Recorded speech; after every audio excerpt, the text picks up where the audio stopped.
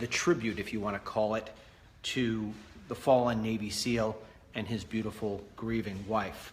We'll talk about that. Quickly, we'll talk also about Ben Carson and his new position, which he has now been voted in, and I will just go over something with that very quickly, and then we'll wrap up here. We'll probably go for about, I don't know, half hour, maybe 35 minutes. Waiting to get to 1,000. Here we go, we're at 1,000. I am early.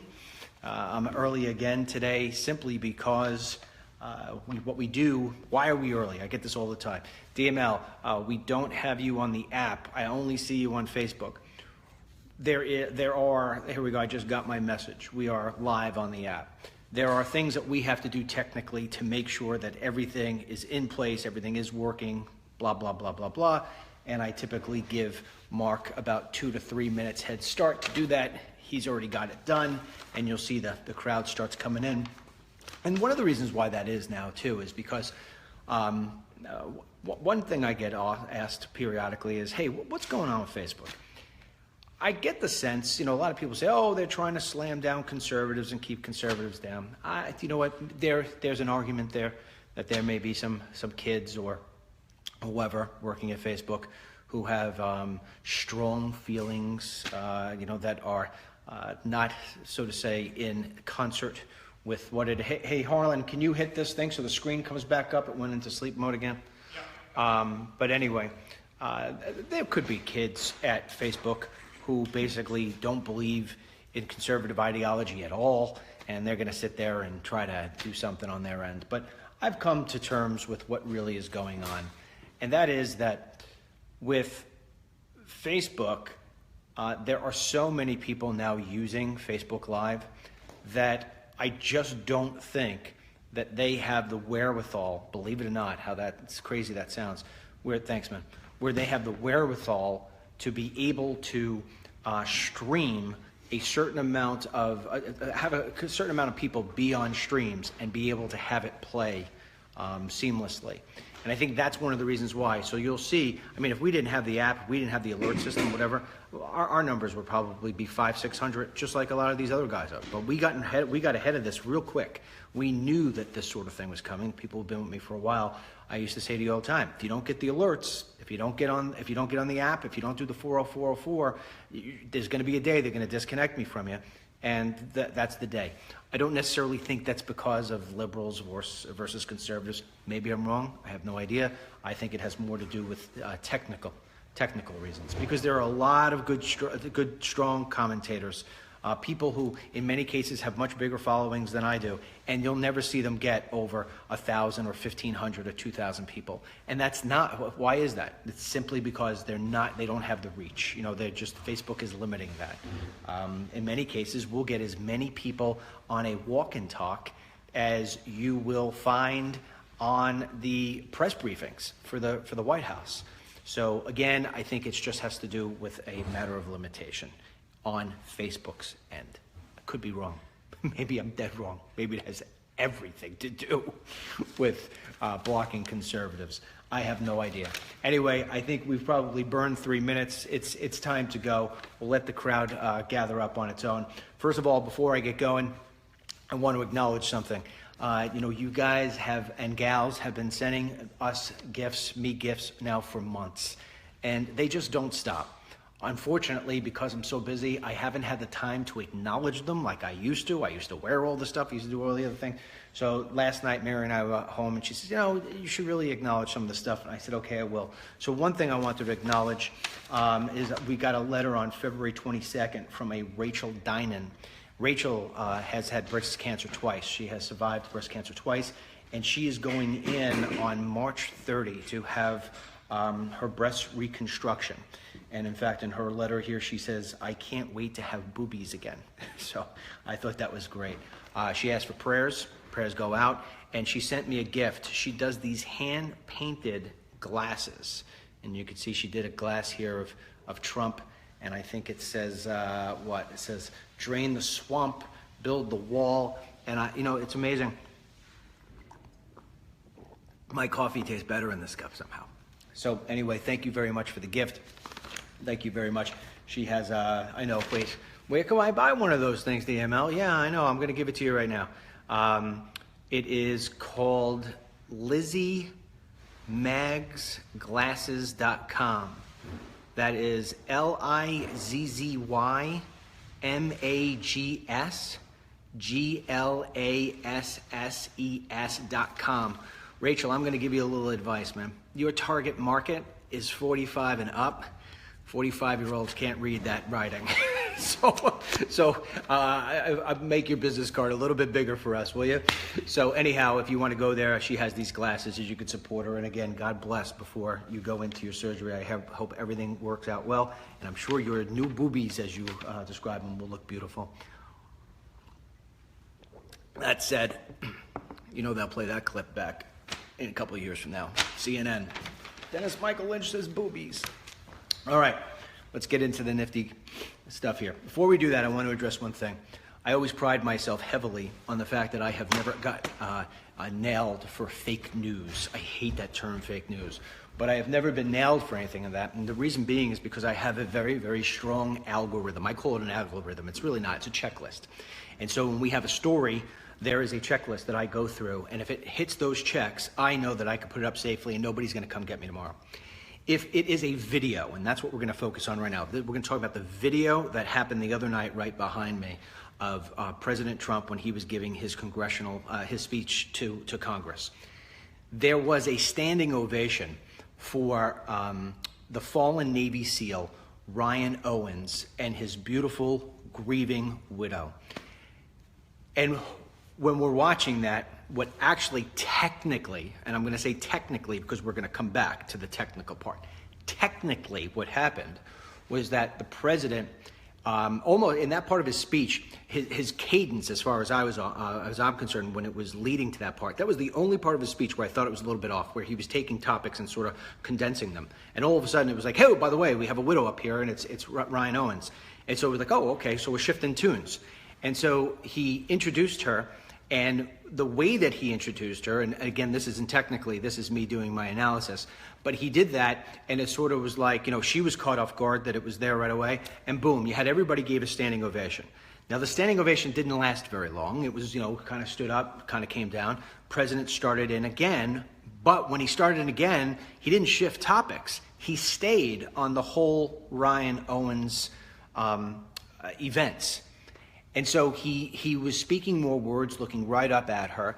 And at that point, he made those the eloquent gesture that, and I can't remember his exact words, but it was something to the degree of his bravery and his service to America are forever etched in history. I thought it was beautiful, got me choked up. And she just, boom, she stood up herself. Now, when she stood up, everybody else again stood up. And that's where it was emotional. And as the applause started to come down, you heard somebody in the audience, probably a Republican, going, yeah, started giving the hoot hoot. And then all of a sudden it stayed up. And they were up for pretty much 2 minutes straight. Okay. During that time, in that 2 minutes, the cameras panned. And when they panned, you clearly saw that a large amount of the Democrats were not only sitting, but they weren't clapping. It was as clear as day. And then the camera went back this way, and the applause continued to continue. All right, this is why I go technically. There is a guy named Ben Shapiro. You may know him. He's a Jewish fella, and the reason why I bring up that he's a Jewish fella is that whenever he's on television, you always see he's wearing his yarmulke. He used to write for Breitbart, and before that he wrote for another one of these publications. I can't necessarily remember, but he is now broken away from both those places, and he writes for himself. He's got his own gig going. It's called the Daily Wire. Now, I have never met Ben, but he sort of does this, or did anyway, the same thing I did, where he was often he was a guest on Fox. Get Ben, get Ben, get Ben, and he's got a hard-hitting tongue, Ben. I mean, you get into a bait with Ben, you better be prepared, because the guy he's articulate, he's filled with news, he's filled with great talking points, and to me, he's a credible guy. He's not a Trump fan. I mean, he was one of the guys. The reason why he left Breitbart is because he didn't think that Breitbart was covering Trump fairly. And I don't mean from the way that Trump wants to be covered. I mean from the way of he thought that Breitbart was doing too much of a love fest with Donald. So that being said, if you ask me, is Ben Shapiro a credible guy? I would say, yeah, I think he's a credible guy. I've never met him, but he's given me no reason to believe he's not. Well, he wrote an article about the fact that Debbie Wasserman Schultz and Representative Ellison, the now deputy chair of the DNC, they were sitting together, and that he wrote an article saying that they refused to stand and clap during this tribute, if you will, standing ovation to Owens and his grieving wife. I read this article. It was sent to me by somebody. I took a look at it. I had already seen the night before what I had seen, but even so, because I am programmed like a robot, I went and took a look at one of the videos, just made sure for myself, and what I did was I scrubbed the video to the point of where they were all standing, where everything was all emotional for the 2 minutes. I hit play, I watched, I saw the pan, I saw them sitting there, came back, okay, my confirmation of what happened, and I assigned that story to one of my writers. So my writer wound up writing the story. Well, it turns out that somebody told me that I am now guilty of fake news because Snopes went in and said it's a lie. They did stand for the acknowledgement of Owens and his wife, but they stood in the first ovation, which was this big. And then when the second ovation came, when the widow actually stood, they, when the camera caught them, remained sitting and did not clap, Nancy Pelosi included and Sanders included. It is clear as day, okay? Clear as day. So technically, they stood on the first go-round. The second go-around, the one that was the most meaningful and the one that will be remembered forever and played over for years to come, they sat. They didn't clap. So the fact of the matter is that technically we didn't acknowledge that they stood the first time, but we did acknowledge that they stood the second time. Unlike other people who would just slide it by, we actually revised our website. I revised it. I don't blame my writer. I blame yours truly for not going back to the very first ovation they did. I only went to the second one, and that's because I remembered seeing it on there. So the reason why they make erases on pencils is because people make mistakes. So if you want to chalk that up as first time your buddy here got nailed with his pants down, all right, there you go. Nail me. Fake news DML. There you go. You got me. So that is, I just wanted to clear that up so this way you understand it. As far as I'm concerned, they sat. They sat, they didn't clap. And the reason why they sat and they didn't clap is because it's 100% ideology. You got to be anti-Trump if you're a Democrat. What do you mean, DML? I would hope, and maybe I'm giving too much of a benefit of a doubt here, I would hope that as Americans, Debbie Wasserman Schultz and Ellison and Sanders and Pelosi and all the other people who remained seated and did not clap and give this woman and that man who gave his life the respect and honor they deserved, I hope that they are forgiven. But I am guessing that the reason why they did it is not because they don't care that this man lost his life or they don't feel for that woman. And I ain't making excuses for him. This is actually more pathetic. I believe that they are now programmed by the DNC to ensure the fact that Donald Trump is nailed for this whole entire Yemen thing, that he was just so quick to the guns, that he was so quick to do this, that he did it sloppy, that he did it haphazardly, and that is why this man lost his life, Mr. Owens. That is the narrative they're trying to push. Their number one guy, Michael Moore, was on MSNBC, and he was pushing that this man Owens, this Navy SEAL, who voluntarily joined the military, that he is ultimately dead because of a dinner that Donald J. Trump had with his son-in-law and Bannon. And he was like, yeah, let's go attack. You know, like he didn't do any homework on it, that he didn't study anything that was given to him, that he just said, oh, well, yeah, let's just go. That's the narrative they're trying to push. So if you see them clapping and them giving all that stuff. They think in their crazy heads that that means that they're supporting the president in the fact that he actually ran a mission in Yemen, okay? Which, by the way, has ties all the way back going to their messiah, Mr. Obama. But nonetheless, okay? Nonetheless, there is a time when all ideology just ends. It just ends. When does that end? It ends when it comes to our children, as far as I'm concerned. It ends when it comes to our national security, and it ends when it comes to supporting the men and women of the military, past and present. And you know what? If you're of able body, and we know that Wasserman and Sanders and Pelosi and Ellison are all of able body, you stand up and you acknowledge that woman and the man who she lost, so he can defend your freedom to stand on the floor of Congress and be able to choose whether you want to clap or not. You keep your buttocks up off that seat, and you make sure that you're always the last person standing. If I were a member of Congress, let me tell you something. I would be the last man standing whenever it comes to something like that. You would never catch DML, or I think any of the people that are on here right now, sitting first. Oh, let's end this. Let me be the person first. No, this is one of those times when you don't lead.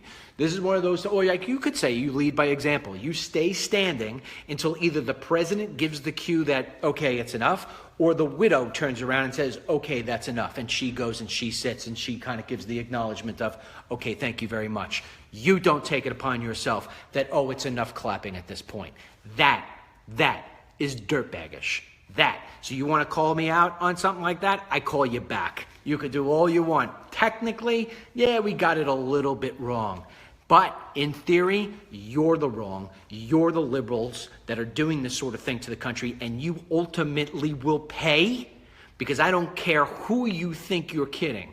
The person at home, the moderate Democrat, the moderate liberal, the person who isn't out lighting, cars on fire over nothing, the person who just grew up as a Democrat, somebody maybe like Harlan, right? Somebody who's a Democrat, but they got mind about them. Maybe they're a Democrat because they don't agree with stuff on same-sex marriage or whatever it may be. Whatever it may be. Just normal people who decided that they're going to be in the part of the Democratic Party, but who have reasonable thoughts. They sit there and they watch that. And I'll tell you right now, that's a huge turnoff. That's a huge turnoff. You did nothing but shoot yourself in the foot. And that's that. All right, so we move on. Just real quickly, want to tell you that Ben Carson, Dr. Ben Carson, has been voted in. He is now the HUD secretary. Amen. It took long enough. And now Ben Carson will start to get busy and go to work and do his whole thing for HUD. Now, let me tell you something about Ben Carson. I have met with Ben Carson 2 times. The first time I met with Ben Carson, they reached out to me. This is when he was a presidential candidate. It was early on. It was the August after Donald Trump had announced, coming down the escalators, that he would be running for office. And I fully disclosed that I was a Trump fan and a supporter.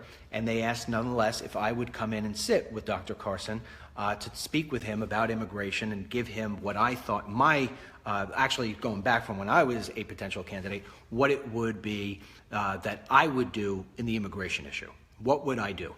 And so Ben Carson and I had a one-on-one for 90 minutes. I consulted with him for actually 45 minutes, and then we ate lunch, he and I together next to each other, for another 45 minutes. So we were together for an hour and a half. And in that time, when you're with somebody for that long and you're discussing things, and at the same time as then you're going and you're sharing a meal together, you get a good feeling for the person who is next to you. And I can tell you that I really, really liked this man. And he really, really liked this man.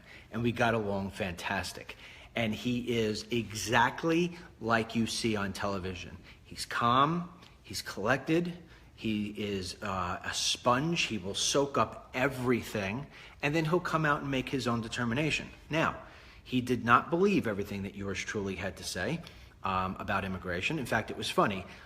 We talked about he wanted to give temporary work permits, and I kind of painted him into the corner too, and he appreciated it. Some people don't like it when I walk him into the corner. He liked it when I walked him into the corner.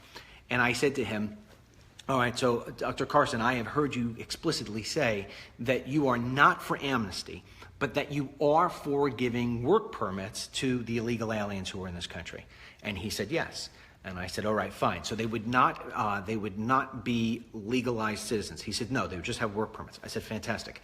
I said, are they entitled to Obamacare or any welfare programs? And he said, no. I said, you sure on the Obamacare? He said, yes. Nothing. I said, fantastic. I said, you realize the fact that you have just put Americans on the unemployment line at a rate that we have not seen in this country even under Obama. And he was like, what are you talking about? I said, okay, if you take the illegal alien and you give them the legal permission to work here in the United States, but do not give them the permission or the ability to get Obamacare, what you do to me, Dennis Michael Lynch, the employer, is you give me the ability to rid of my American workers who are entitled to Obamacare under the Obamacare laws and to replace them with foreign workers who have legal permits, and thus save myself any fines that I would have to pay for not giving my employees insurance, and on top of that, save the money of even giving any insurance. So any positions, warehouse workers, forklift drivers, truck drivers, you name it, any position really, you are giving me the ability to hire these people and to rid of my Americans. So we are going to wind up not only the economy will nosedive, but I am now going to take those people and I am going to put them on the welfare line, and this is going to be a complete disaster. Okay. You can actually hear the crickets in the room. He was just flat. Now, I had come up with this a year ago, 2 years prior.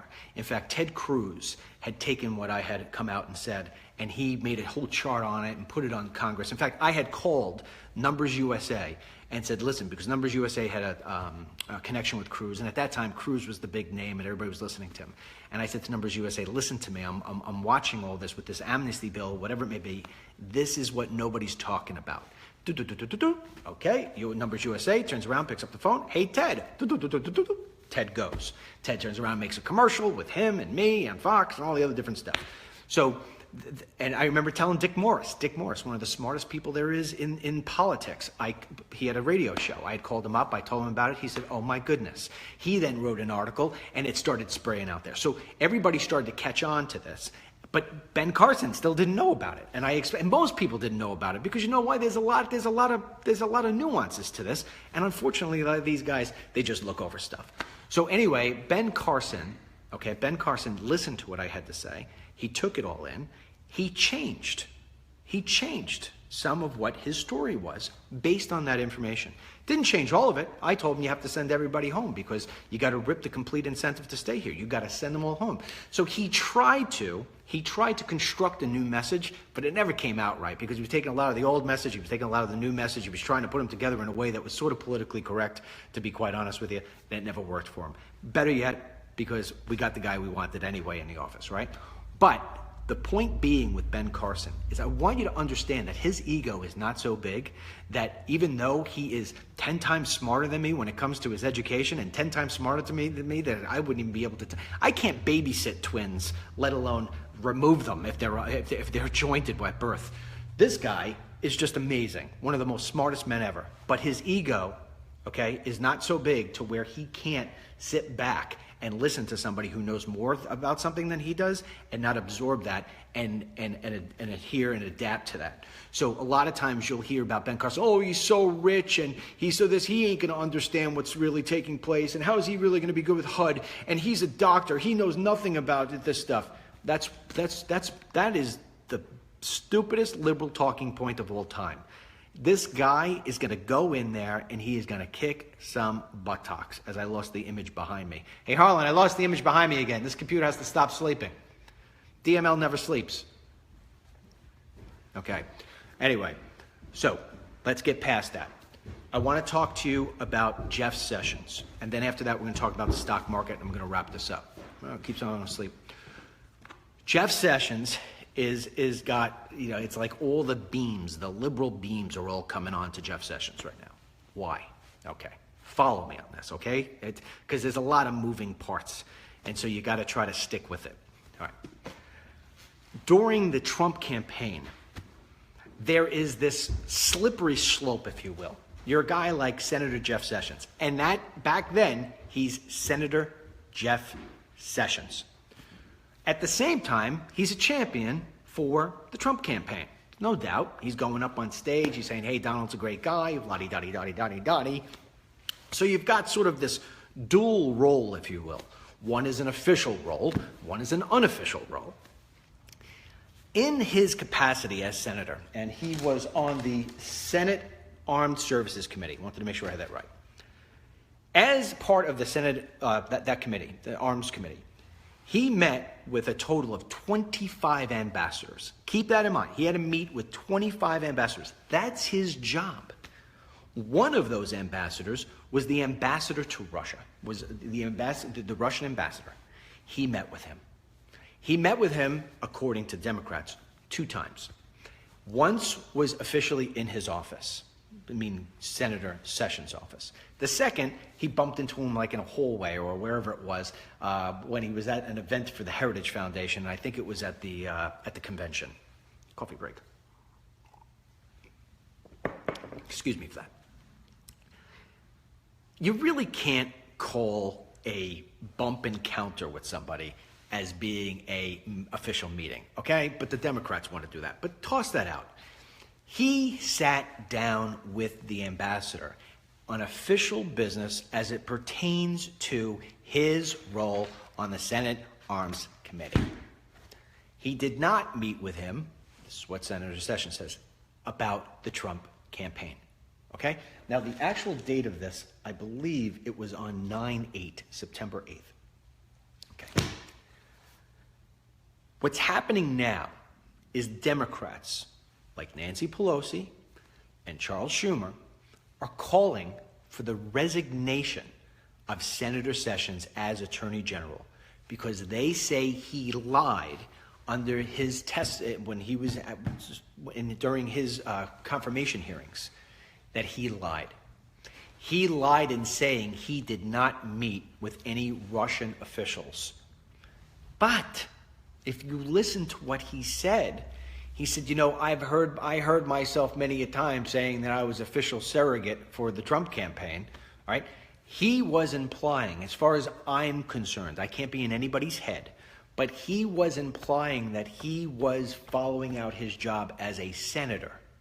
But what the Democrats want to do is they want to make it appear as if he was meeting with him secretly, you know, the whole Russian thing, to figure out what could be done to rig the election, what can be done to cover this and cover that, and all the other different garbage that they try to do with this Russia stuff. And now they officially want him to resign. Okay. They know that Sessions is not going to resign. They know that there's not even a leg to stand on for the resignation. Why are they doing this, DML? I'll tell you why. Because the momentum from Trump after what he did as president the other night in front of Congress is astronomical. I told you this leading up to that day. If he were to focus on topics and he was to be presidential and he was to stop with the fake news and whatever, and he knocked it out of the park, he would give nothing for these people to report. There's nothing to report. You can't slam him for coming up with fantastic policies and coming up with, hey, this guy sounds like a great president. So what they have to do is they have to find BS. You get it? All right. He did that. And then that night, I told you, they're going to have nothing to talk about. And they see that the reaction to President Trump's speech, not just by you and me, they expect that, but from, you've got liberal pundits like Van Jones, who makes me more nauseous than eating milk and pizza at the same time. He's out saying he became president. He's going to have a second run. I mean, this guy's talking about Trump's second run. It's not even April yet. You got Democrats, probably some of your friends, sending you the emails or sending you the texts or sending you whatever. I mean, I have some of you said to me, my husband, I have one woman, I can't remember her name. My husband's a Democrat. He's a lifelong Democrat. He watched the speech with me and he was actually clapping. They see this. They see the polls that are going to be coming out where his approval rating is going to come up, where the direction of the country is going in the right direction, where consumer confidence is going up, up, up, up, up. What they need to do is they need to change the narrative. How many times do I say that word, narrative? Change the narrative. I say it to you constantly because it is so important. They are trying to change the narrative. And that is why it is critical right now that Donald J. Trump, president, continues with the narrative of we're doing this, we're doing this, we're doing this, positive this, positive this, positive that. Boom, boom, boom, boom, boom. Keep it up. You pin them into a corner, they're going to start looking like morons. They're going to start looking like morons because they're peeling and peeling and peeling and peeling and peeling and peeling and peeling and trying to find something. So now what they do is they take, let's go back to the Russia thing. What did I tell you? What did I tell you? 2 days after the election, I said to you, mark my word, nobody's talking about it right now.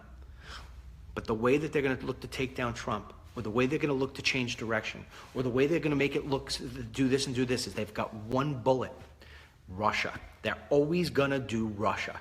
Russia is the perfect narrative to try to take somebody down. If Trump is too cozy with Russia, if it seems like he wants to avoid everything, he must be doing backdoor deals. He must be having some sort of thing going on where we just don't know what's going on. If he's nasty, if we pin him into a thing where he's nasty with Russia, well, then he's going to piss off Putin. And if he pisses off Putin and Russia starts getting aggressive, then it's Trump is he's a fighter, he's a nasty guy, and he's putting us into a bad situation. This is what the Democrats sit back and they do. They try to figure out what that narrative is. And that's why you see this. That's why you see this. Jeff Sessions is not going to resign. Now, what he may do, and what I would suggest he does, because it takes out the gasoline from the fire, is he can recuse himself. He takes him out of the whole DOJ investigation into Russia and any potential involvement it had when it came to the actual election itself. Just take yourself out. Just take yourself out. It's going to come out to be nothing anyway. Just take yourself out. Don't give them anything. Don't pour any gasoline on their fire. Just say, okay, I'll recuse myself. That's it. I'm out. And he's being called for that. In fact, Jason Chaffetz from Utah, representative, I'm not crazy about him at all. In fact, I think he's sort of spineless, to be quite honest. But he did put out a tweet today saying the fact that he would like Jeff Sessions, the Attorney General, to clarify his comments in his confirmation hearings, which he will. He's going to say to you what I just said. And then that he should recuse himself. Now, that is a very smart bit of advice. Do not give them any flame. Okay, I'll recuse myself. Now, they'll take the recuse as being, he's guilty. He's showing guilt. It's not showing guilt at all. What it's saying is, okay, I don't want to make you feel uncomfortable. See, it's all changing the narrative. I don't want you to feel uncomfortable. We're completely transparent. If you feel uncomfortable because of something so ridiculous that I was actually doing my job as a senator, I met with 25 ambassadors. Why aren't you giving me hell about the other 24? You want me to do that? I'll tell you what, I'll do it. I'll step back on this one particular investigation. But don't think I'm going to be doing that every time you don't like something. But I will for this particular one. That would be my advice. That's one way I think it's just, okay, there's nothing to talk about. Over, and you move on. Okay, we got that? You got it. So now you understand what's going on. Last topic. Donald Trump, president, tweeted out the following this morning, and I sort of ad-lib because I didn't write the whole thing down, but he said, since November 8th, the stock market has added $3.2 trillion, that's with a T, $3.2 trillion in gains, and consumer confidence is at a 15-year high. So I had one lady send me a question last night, and there have been others, but I stop after I read the one because I just see that they're all going to be the same. She said to me, DML, I know that you once said something about the stock market, that this is temporary and that it will level off or whatever, maybe she was confused. She confused a prior conversation we had about the economy and how the economy works versus how it is that the stock market works. I've never gone down all right, I'm not calling Holland again. We've never gone down the whole stock market thing. So her big question was, should Donald J. Trump, president, take credit for what's going on right now with the stock market? Because she is getting slack from people, namely her Democrat friends, who say it has nothing to do with Donald Trump at all, President Trump at all. Okay. For those of you who are very, very knowledgeable in the stock market, you may want to say goodbye to me now. For those of you who are not very knowledgeable in the stock market, or you think you understand it, or you just want to know if Trump should be taking credit, stay on, because I'm going to give you one of my DML, going to explain it to you. You have no questions left to ask when you're done.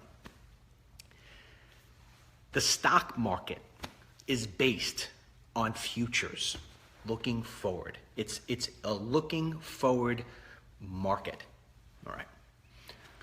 You may have in your life had either stock, or you had stocks in your portfolio, or you just watched a report on television. I'll give you an example, and we're just going to we'll use for sake of example, United Parcel Service. Just for sake of example. I don't even know what UPS's stock prices is. I don't know anything about their stock. I don't have it. I don't own it. I don't follow it. I'm just going to use it because UPS, everybody knows UPS, and because it works to this example. Let's say, for instance, that UPS right now comes out and gives their earnings for the prior quarter. That's how it works. So it's the quarters, just like the calendar. So the fourth quarter would have been December, November, and October, right? October, November, December. Okay, that's also holiday, that's shipping, right? So obviously they got more business. So they come out and would usually give you earnings anywhere between like 30 and 60 days before. So let's say for instance they come out 45 days after the end of that quarter, and they sit down and they give their earnings to the street.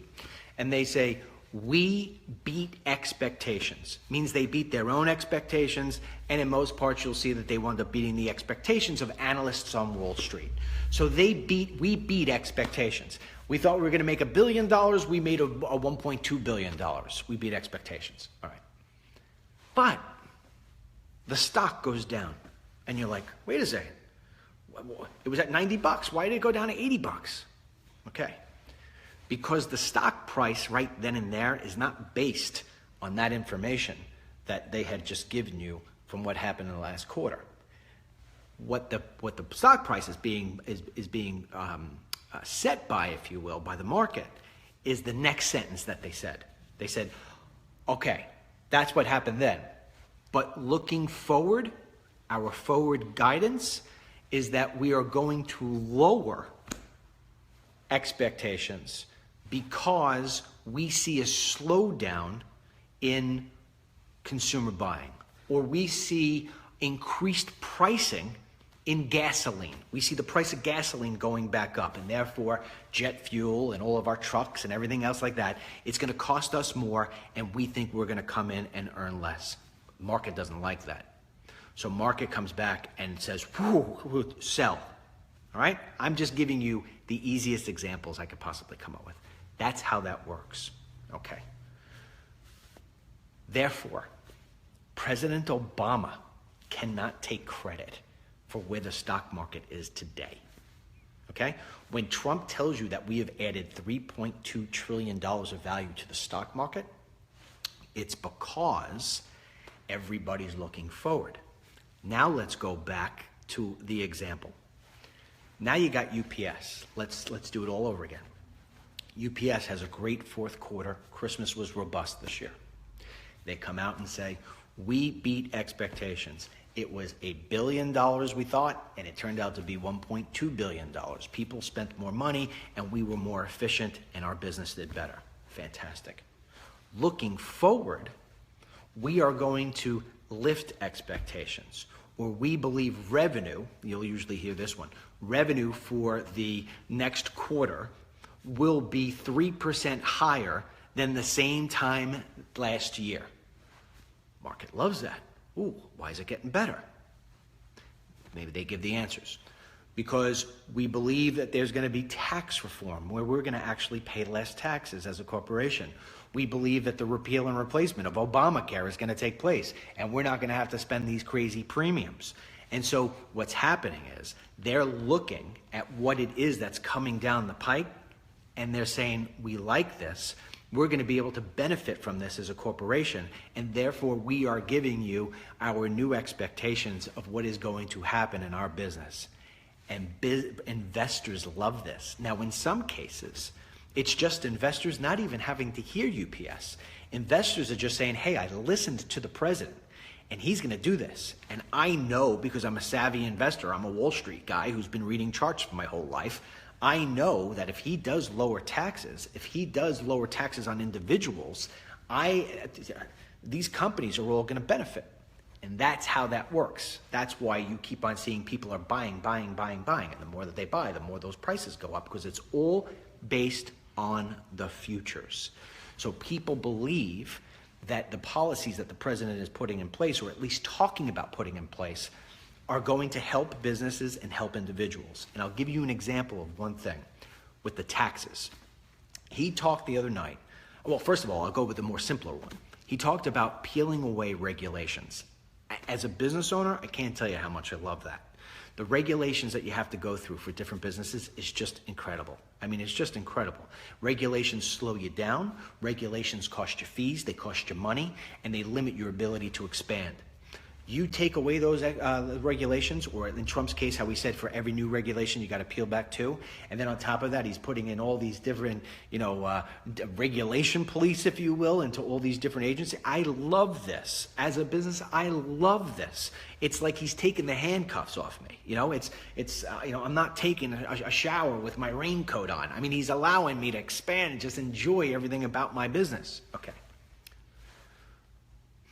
When he talks about lowering taxes, not only for corporations, but for individuals, I want you to understand how this works in the economy, all right? This is so this way you are the smartest person in the room.